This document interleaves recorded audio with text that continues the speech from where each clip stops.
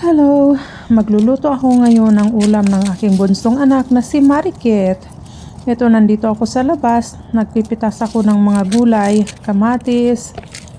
Tapos ito, luya. Wala pang luya sa ilalim, wala pang roots. Kaya yung dahon na lang ang kinuha ko. Yan, may malunggay ako.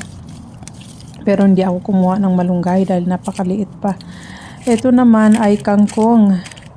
Pumitas din ako ng mga dahon ng kamote. Ayan.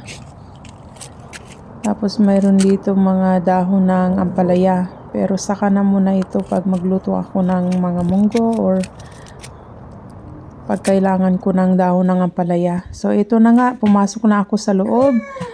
At ito na yung mga napitas kong gulay sa labas. Mayroong sibuyas. Yan, dahon ng sili. Tapos ayan, ginayat-gayat ko na nga itong dahon ng kangkong. Itong kangkong. Yan, nilinis ko na. Tinanggal ko yung mga sira-sirang dahon. Tapos ito naman ay yung talbos ng sili. Ayan. Inano ko na nga. Hiniwa-hiwa ko na din yung mga sibuyas. Ayan. Lahat ng mga gulay galing sa garden.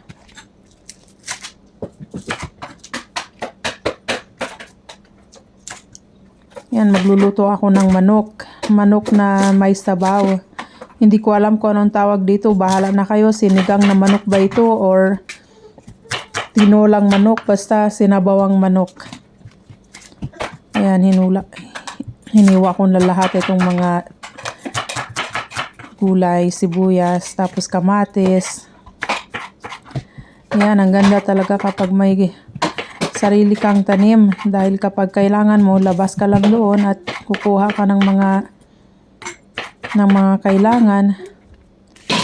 Pero kailangan i-harvest ko na din lahat dahil magiging taglamig na dito. Matatapos na ang summer, kaya ayan, kailangan i-harvest ko na din. Ito na nga, nagpalit ako ng sangkalan dahil hihiwain ko na yung karning manok. Ayan, iba-ibang sangkalan ang ginagamit ko pag naghihiwa ng mga gulay at mga karne sa gulay. Ayan, mayroon akong wood or green na sangkalan. Tapos para sa mga hilaw na karne, ginagamit ko itong brown na plastic. Tapos kapag yung mga naluto na ng mga karne, mga barbecue, hinihiwa ko na naman yun sa wood na sangkalan. Tapos mayroon din pang tinapay na sangkalan. So, iba-iba. Yan. Bago ko nga lulutuin, yan, pakukuluan ko muna para matanggal lahat ng mga dugo. Dahil ayaw ko yung mga dugo-dugo, kaya bago ko lutuin, pinapakuluan ko muna tapos huhugasan. Ayan, kumulo na nga. Hahanguin ko na yan at huhugasan. Ayan. Hugasan ng mabuti. Huwag kayo mag-alala. Hindi mawawala ang lasa niyan. Mawawala lang yung langsa at yung mga dugo.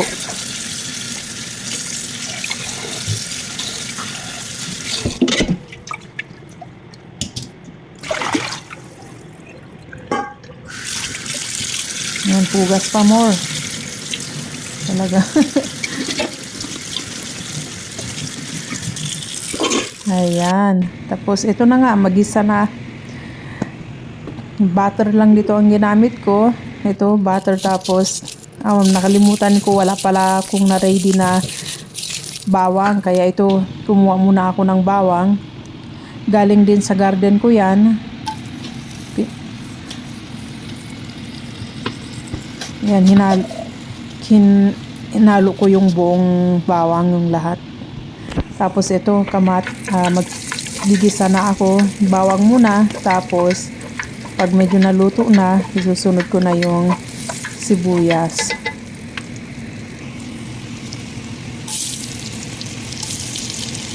Ayan, ang bango niyan. habang niluluto ko, ang bango ng amoy. At fresh na fresh yung mga ingredients.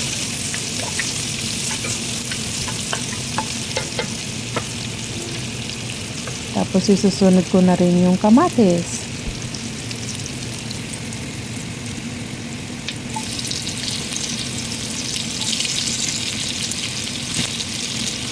Yan, gisahin lang yan hanggang sa lumambot lahat.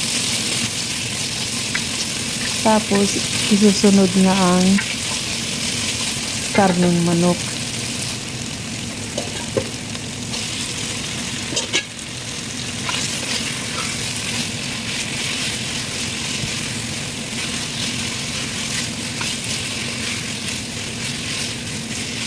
Ayan, gisahin lang yan. In few minutes, takpan muna.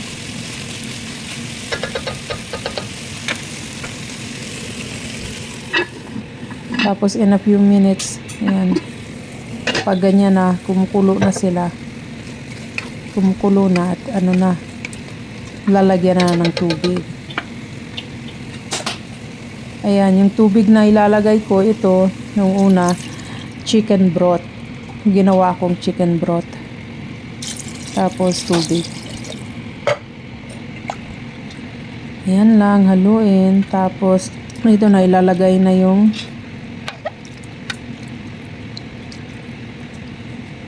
mga ibang gulay. Katulad ng ito, dahon ng luya, tapos tanglad. Ito, tapos yung mga sibuyas.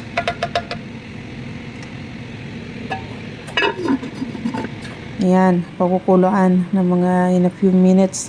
Ito yung anak ko, napagod na sa kalalaro, kaya humiga na lang muna siya.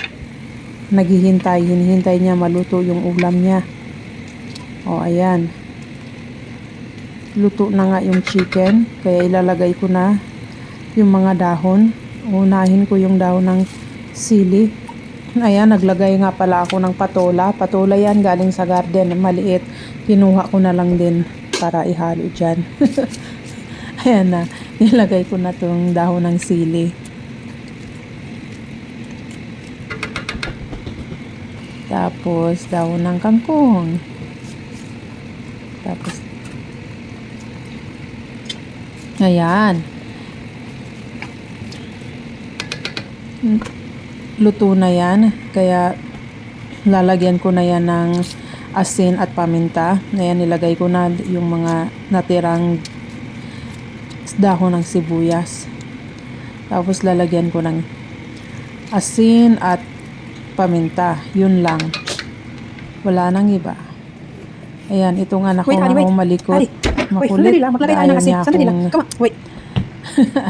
Okay. Ayan. Kinuha ko na nga yung asin at saka paminta. So, ayan.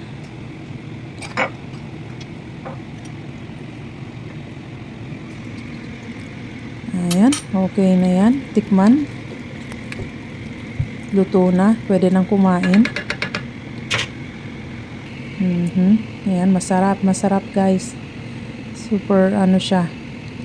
Yung malasa talaga. Ayan na. Kakain na si Marikit.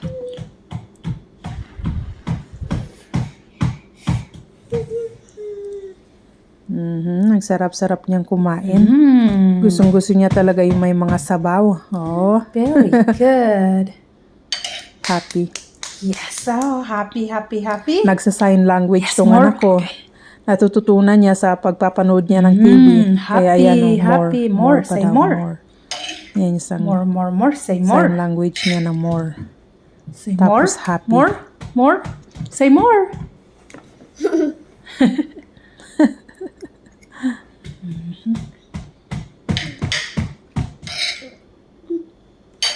Ay nako, mabubuhay talaga tong anak ko pag nagpunta sa Pilipinas. Dahil kakain talaga ito ng mga gulay. Ito na yung kangkong, kakainin niya na. I think hindi niya nginuya, diretsong lunok na yata yung kangkong. Hindi ko alam kasi Very nawala good. agad eh. Ayan, isang Yummy. nguya lang, lunok. Tapos. Oh, good job. Ayan, marami yan. Kumain siya ng maraming kangkong at saka ng chicken. Yummy. Good. Ayan. Medyo manghang yung sili. Kasi, yun, jalapeno sili. Hindi ko siya binibigyan ng sili. Yes.